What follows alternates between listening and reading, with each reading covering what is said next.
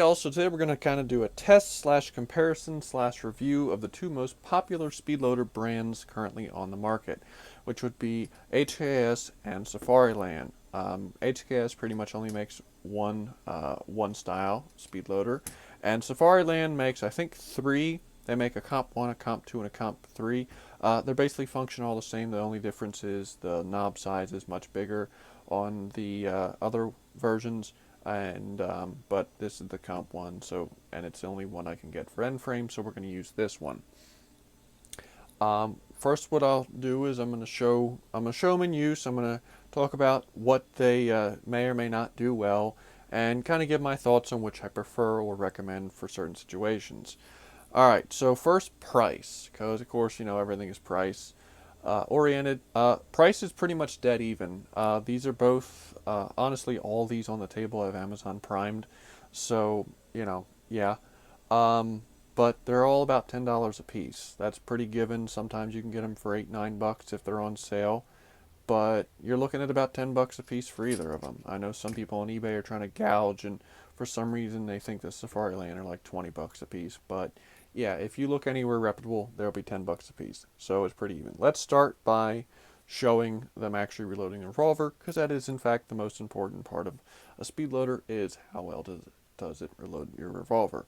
I'll be using a Smith & Wesson 329 PD for this test. It's the only gun that I have both brands, so it'll work. So reloading, we'll start with the HKS. The HKS, the rounds, they jiggle a little bit, and some people don't like that. I actually prefer that, and I'll show you why. So with the HKS, right, put the speed loader in place, turn the knob once to the right, rounds drop in, done, right? All right, so pretty simple. Now the Safariland. Safariland, rounds don't jiggle, right? But what you do is there's a little knob in here that pushes up against your extractor. So what you do, or I guess ejector, extractor, whatever. So what you do is you line up the speed loader, right, just like you would the HKS, but instead of turning a knob, you push in. And once you push in, the rounds drop in. You'll hear a loud audible snap, and the rounds drop into the gun, and again, you're done. So basically, not a whole lot of difference, but one, I would consider the Safariland to be more of a automatic loader, where the HKS is more of a manual dropping of the rounds. But now I'm going to show loading them, right? Just because I have to reload them for the video. So dropping rounds in with the Safariland, there's a knob on the back here. You merely turn that clockwise once, and it pops up the ejector, and they lock in. HKS, same thing. Put your rounds in place, and then you merely turn the knob the other way, locks them in, they're ready to go. So possible problems you might run into with any speed loader is usually your grips. If you put big thick grips on a gun like this, usually, you know, the question everybody asks on the forums is, will these grips work with a speed loader? Because, you know, if you have too thick of a grip, it can hinder how you being able to get the speed loader into place. You'll see here the Safariland actually rubs up against the grip, but there's enough clearance that you can do it. So one of the things I like about the HKS over the Safariland is, one, because they jiggle, you can kind of like get them lined up and do the little jiggle, and they line up, right? But with this HKS, you don't have to get the rounds all the way down in there, right? You can get the rounds to where even if you've like just got the very tips of the rounds in place, right? See, you can still actually kind of see the bullets, but right, so I've got it just barely lined up. That's enough to let gravity have them drop in. Real nice and simple. Whereas with the Safariland, right, you line them up like so, but once you've got them lined up, they're still locked in until you push all the way forward, and then it releases the rounds. So that is something to keep in mind with the Safariland is because it's basically an automatic, like it automatically unlocks the rounds.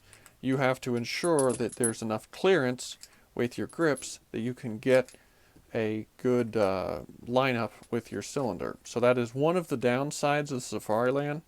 Even though I like the mechanism on the Safariland more than the HKS because it's automatic and it's so simple. Like once you hear that loud audible click, you know your rounds are in the gun versus having to manually twist the knob.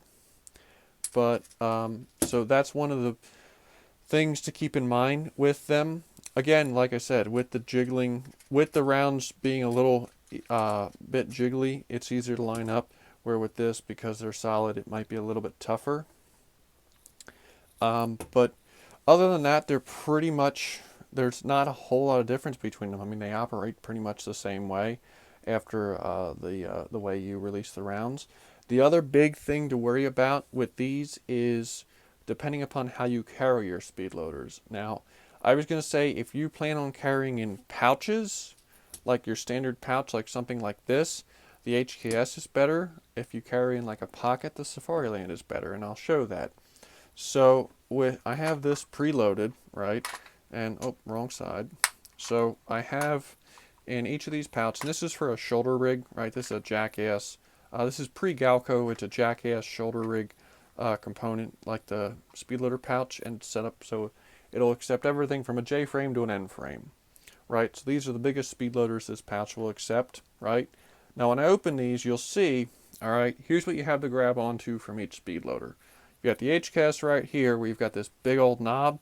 Just pull on this, bam, it's out, done.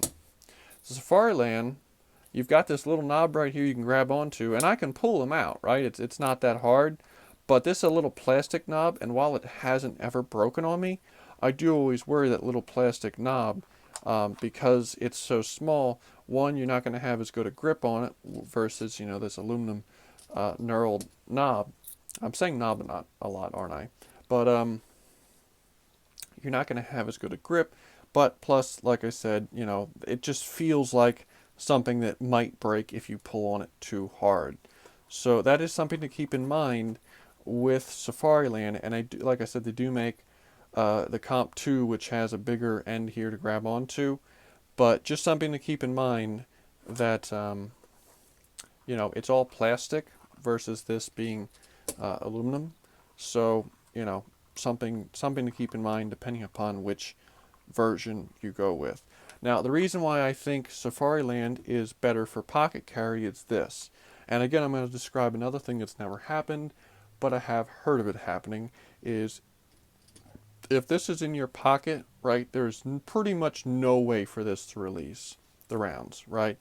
You know, short of you somehow getting something up in the speed loader, right, and then pushing very hard on the center thing there, these aren't going to release in your pocket, especially if you don't have anything else in the pocket or only have another speed loader in there. Where the HKS, on the other hand, and again, this has never happened, but there is the possibility of, while this is in your pocket, especially if there's another speed loader in your pocket, you know, as you're walking along, stuff's rubbing together and all that, there's a possibility that this knob, all it's got to do is get turned a little bit, and out go your rounds, and they fall down between your table and your safe, which guess what I'll be doing after I'm done recording is fishing them out, but that kind of shows what I'm talking about. So they both have their pros and cons. Honestly, I like the mechanism of the Safariland more because it's so simple. Just the act of, you know, all you gotta do is line it up, push it in, and it auto ejects. Whereas the HKS, it's a manual eject. But I gotta say, overall, especially if you plan on carrying in pouches, I like the HKS. It's just a more positive little speed loader for me. There's more to grab onto, and even with the bigger versions of this, it's all still plastic. And you know, again, I've never had one break on me, but you know, I'll take aluminum over plastic any day of the week. So that's my thoughts on all of them. You know, if you have any questions, feel free to ask them, and have a good day.